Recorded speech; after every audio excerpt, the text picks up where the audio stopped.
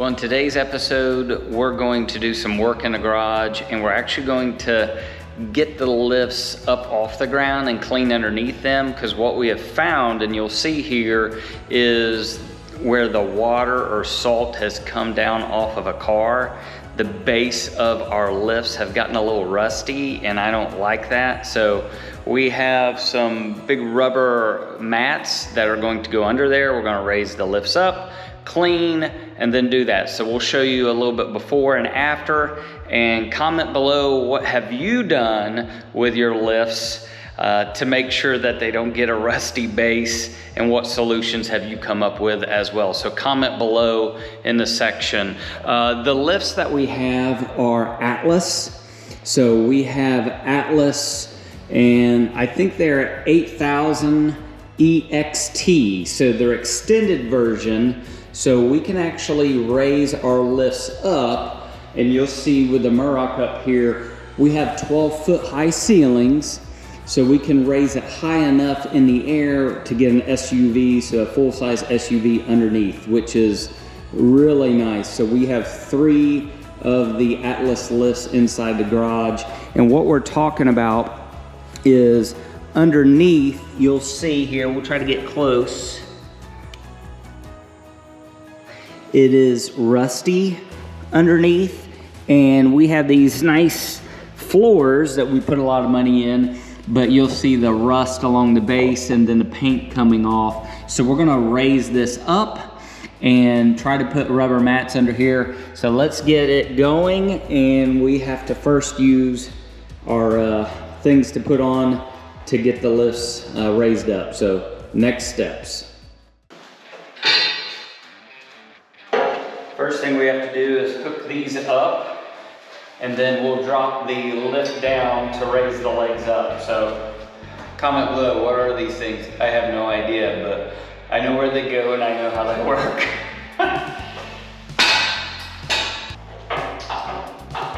Okay, one more to go, we'll drop the lift.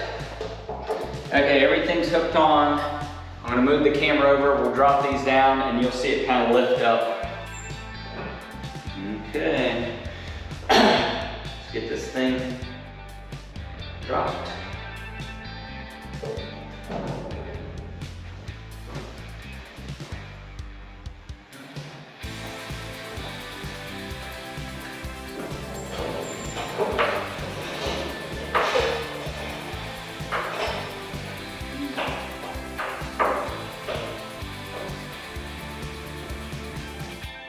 Okay, so you'll see with having it raised up what's underneath, all the rust.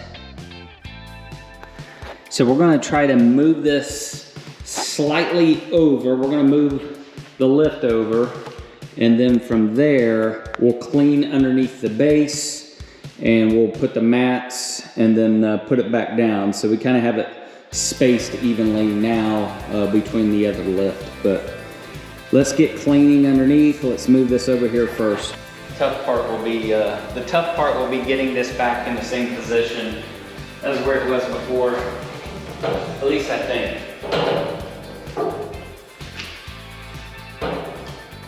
Oh yeah. I'm gonna show you underneath. So when we look underneath, you see how nasty this is. So we're gonna try to get some cleaner and scrub this. Let's see how this goes scrubbing it here first. Okay. Right now I'm just trying to use Easy Off cleaner degreaser. Let's see if this actually works. Okay, I've let it sit on here for a minute. I'm gonna try to brush this off. Let's see how it cleans. If this expensive floor actually will protect it from going underneath. I think it's coming off.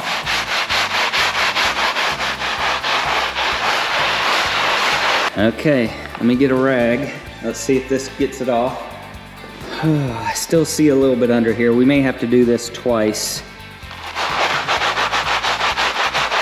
Let's wipe and then see what we have. Not too bad. I still have some of the rust in the paint and Probably pressing everything down. Let's do one more. I'm gonna leave it sit here. So let's leave that sit there. Let's go to the next side and we'll see if we can't get the next side a little bit here. My goal with this is just to get the front of the lift. The back side never really gets water, so my goal is to see if I can just put these mats under both lifts in the front. So that is the goal. We're gonna see if this works here, and it doesn't. It's not real thick, so we'll see how this plays out. Okay, I need to move, I need to finish up one side, that way I can just move it back and forth. So let me try to scrub this one a little bit more.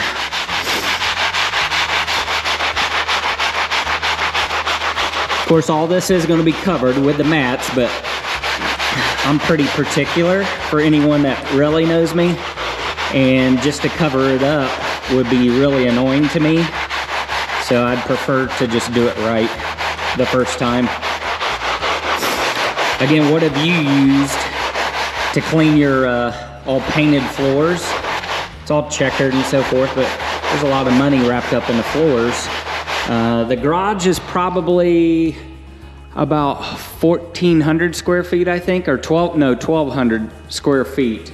We go like 36 wide, so we could really fit 4 cars wide, and then we go 44 feet deep as well. So for those that are really good with math, you can calculate that out in some way.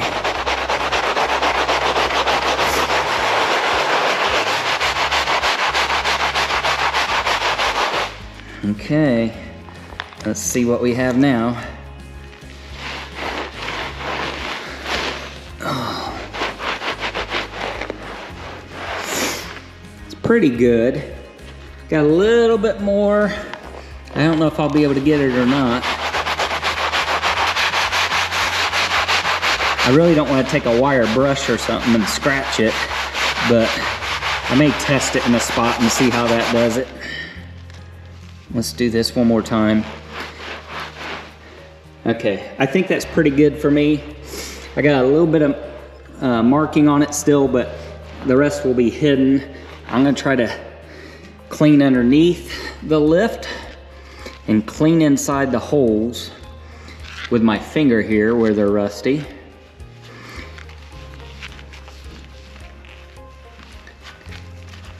Try to knock any of that out. What lifts, comment below as well, what lifts are you using and that you've had success with? Again, we have the Atlas lifts, and we've had them for several years. This is not a paid advertisement for Atlas. We would love it if they want to help us out some way and sponsor today's video, but we've had success with their Atlas 4-post lifts. Again, the EXT version, the extended one, since we have a 12-foot high ceiling, they've been pretty good for us using. So, okay, I'm gonna put this rubber mat, one of these here, and try to space it out. I think that's probably my spot, and pretty even. And then we're going to move the lift back over here so I can get to the other side. So, okay, I got the other space here. It's really rusty on the one edge. Let's get this cleaned, and then we'll try to get it lined back up. We'll try to get this lined back up and dropped on the rubber. I may have to get one of the boys out here, but are you like me? Are you stubborn where you just want to do things sometimes by yourself and see if you can do it without instructions? That's me. So let's go to the other side and let's see if we can't clean this and put the lift back down and see how it works. Or do we have to put the rubber on the back side? So what do you think? Will I need to do the rubber on the back side? I mean, it's not a quarter inch, so it's not a huge raised up piece. So will I actually need to put the other ones? I only bought one kit. I bought 4 of them because I only wanted to do the front. Or will I have to use all 4 on one lift and get another 4 rubber pads? But they're not cheap. I think I spent like $150 on rubber. I know, I could have ordered and went to the thing and cut them myself. And sometimes for me, time is worth more money. You ever think of that? I can do a lot of things by myself and create things. I can cut out stuff, but sometimes my time is worth more money than it is doing it. My time with family, my time playing with cars is more important to me than creating something myself. I learned that a long time ago. Okay, let's scrub. I'm hoping, I don't think there was as much rust here, just on this edge. I'm hoping that comes off a little bit better than the last spot. So let's wipe this. Oh yeah, look at that. Still have a little bit. Still have a little bit in the corner here. Can't see it too much, but a little bit right here. Let's scrub a little bit more. See if we can't get just a fraction of this off. Okay, this is gonna do it. Let's get that cleaned off. Think that's pretty good. Think we should use this rag again? Maybe on the Murrock up there, maybe clean it? I don't think so. Okay, let's get the, I'm gonna use a clean rag and another cleaner just to spray off where I did that, so it's, and with a clean rag so it's not wet before I put that down, and just make sure it's super clean. I'll use a clean rag here. One more. I'm gonna try this cleaner. It is a Eco all-purpose cleaner from Adams Polishes. So we use a lot of Adams Polishes. Again, this is not a paid advertisement for them. We would love to work with Adams Polishes. If anyone's watching from Adams Polishes, we use all their polishes, cleaners, rags. We love all their stuff. But let's just wipe it off and try to get any excess grime or rust off before we put this rubber mat down. And then once again, I'm gonna try to clean a little bit in here, inside the holes. Unfortunately, we're in Ohio where salt exists. And so when we pull the cars in, it gets nasty. Okay, let's get the other rubber mat. And let's see if we can't line this back up. We'll drop it down and we'll see where we're at.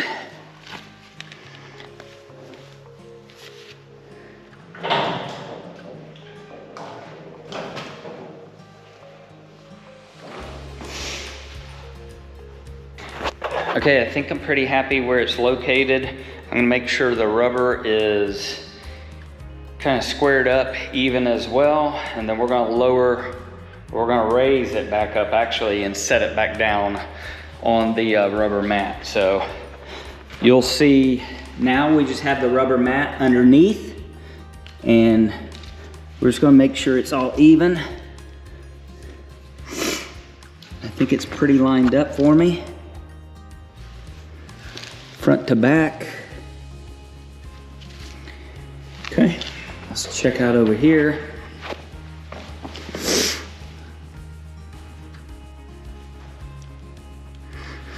Okay, let's lower it.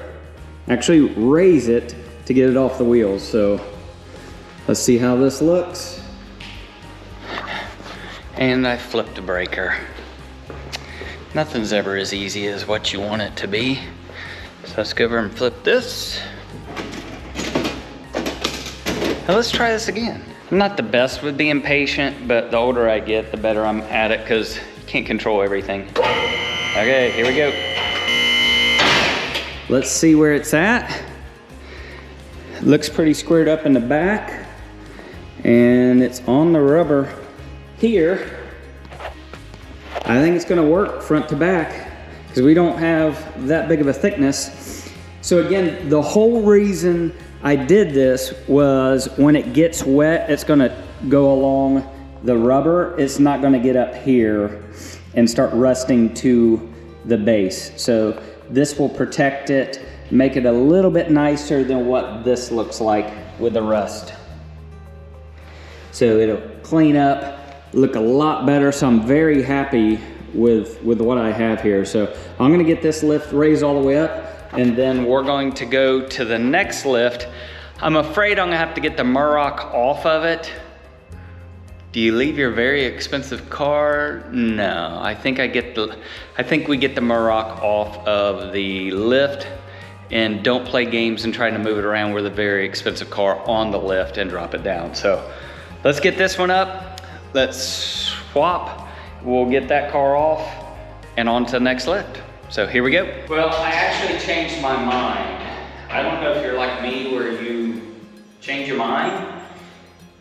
For consistency, I have decided to go ahead and put the other rubber on the backside of this so it's evenly balanced and it looks cleaner. I think it looks tacky if I just put the rubber mats on the front and I don't do anything on the backside.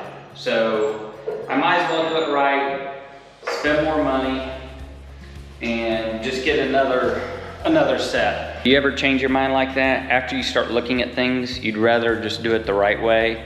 And when you get expensive cars on there, you might as well just do it the right way. Sometimes I used to try to nickel and dime, but I'd rather spend more money now and do it right. So I'm going to add the other mats on the back side.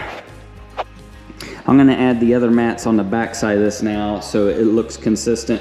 And then I'm just gonna order another set of mats for the other lift. I am not worried about the lift back here because no water ever gets back there. We don't pull a daily driver or anything underneath there. It'd just be storage or another car, a hot rod or something put back there. So my job is almost over now. That makes it a little easier, right? Let's just put the other rubber mats under the rear and we're gonna call it a day. So we'll show it to you when it's all done here. So one thing that I'll mention when you're working with lifts, some people know this, some people don't. If you've never had a lift, I just raised it all the way up, right? You don't want to just say, hey, it's up, I'm done, let's walk away. You do want to, once you get that last click, you want to drop it down until it locks in place, okay? That bar goes up, it locked it in place. So especially with a car on there, you raise it all the way up, the last click where you want it to be, drop it down so it goes inside these holes. So there's squares in here so the locks lock it in place. If not, it's all kind of hanging on those big wires and everything else. So you want to make sure you're always doing that. Another thing that you want to do with your lifts is always check the bolts here. Make sure everything is tight.